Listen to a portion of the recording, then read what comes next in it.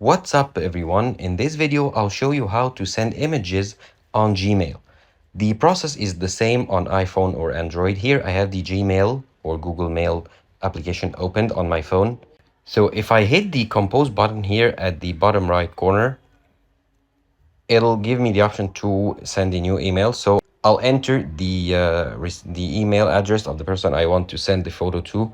And then here on the top right here, you'll see three icons, three dots, and then an arrow and another icon, the first one on the left. If I tap on it, it'll give me the option to select photos from my gallery to send them as an attachment to the email. So first I have to allow access to photos, then select the photos that I want to send, and then send the email, and these photos will be sent to the person I want to send them to.